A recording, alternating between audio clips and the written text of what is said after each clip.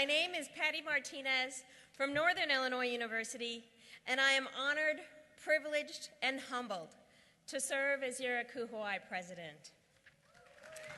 Thank you. Thank you.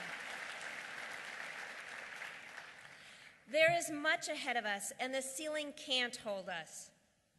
There's a keen sense of excitement at the end of the annual conference that gets us ready and armed to tackle the next issue or priority on our campuses with a heightened sense of vision and clarity. However, at times when we get back to our campuses, we are caught up in the to-do lists, an email that has craved our attention since we've departed from campus. I ask you, what do you do to refocus? What inspires you? What is your why? As we continue to identify changes within our profession and on our campus, we must be poised for the change that is upon us. We experience the impact of legislation, fiscal scrutiny, and increased student expectations at a low cost.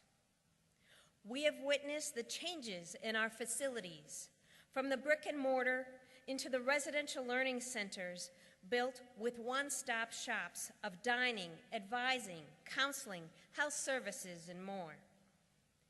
The university has moved from in loco parentis to the helicopter parent who constantly is in contact with their student via cell phone, Facebook, and instant message.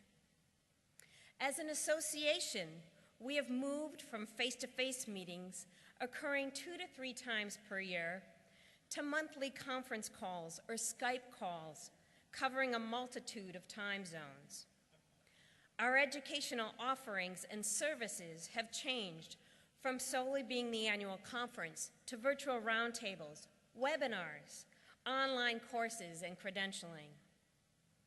With all these things going on, what is your why for doing what you do? As Eric Thomas shares, you have to have a why for doing what you do. Without it, there is no purpose. Inspiration. We spend too much time at work to not enjoy what we do and to make an impact, to not be driven by our work and what we achieve. So what inspires you to be there? Member engagement is at the foundation of ACUHO-I.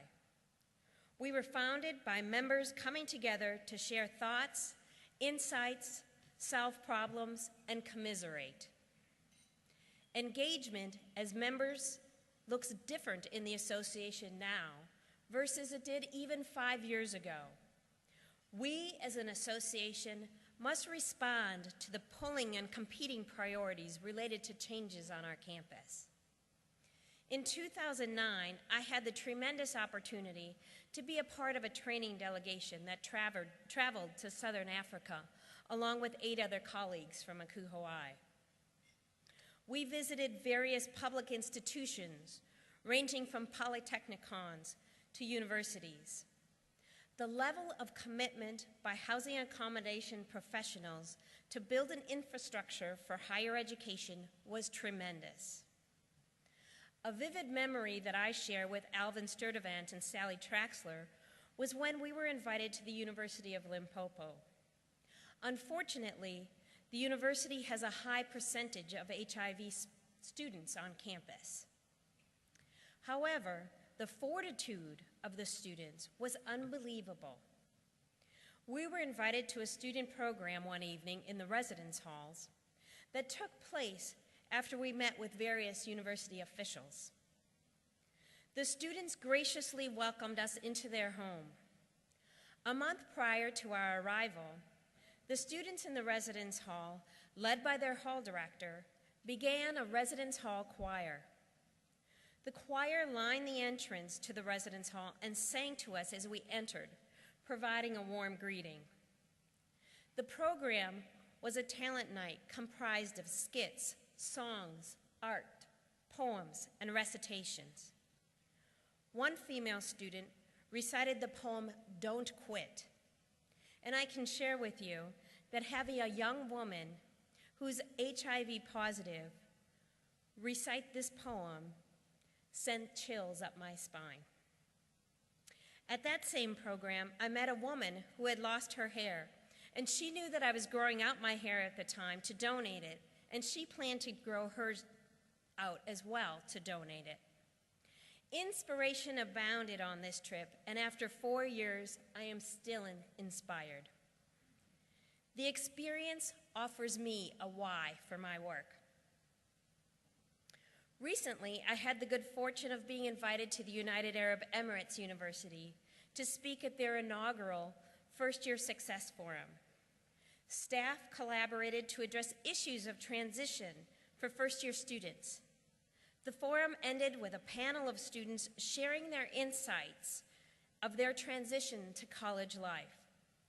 They shared the difficulties that they experienced moving from a sheltered home to university hostels and needing to make decisions on their own. One student cited the difficulty of mastering the English language and the arduous task of spelling individual words through the use of memorized full sentences to simply spell one word. He's now entering into his senior year at the university. This is inspiration.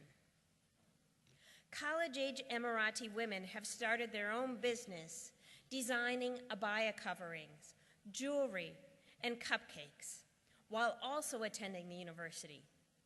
This is inspiration, the why. When I returned from my travel, I had a message from one of my siblings. Welcome home, we missed you. Thanks for being an awesome role model for my kids. That is my why. On my own campus, I'm inspired by students committed to holding down multiple jobs to make it through college while performing well academically. The commitment of staff to travel and to forwardly progress through the institution and their tireless work and dedication to the student-centered service, collaboration, and inclusion. I have the best staff, and they inspire me daily. They are my why. What is your why? I ask you to take the energy, renewed commitment that you have found here at the annual conference this year and recommit yourself to your profession and your association, ACUHO-I. I leave you with a quote from Howard Thurman, an African-American educator and civil rights activist. Don't ask yourself what the world needs. Ask yourself what makes you come alive, and do that, because what the world needs is people to come alive. I'm excited for the year and inspired by you, my colleagues. I look forward to our work together because this year as our association and for our members, together the ceiling can't hold us.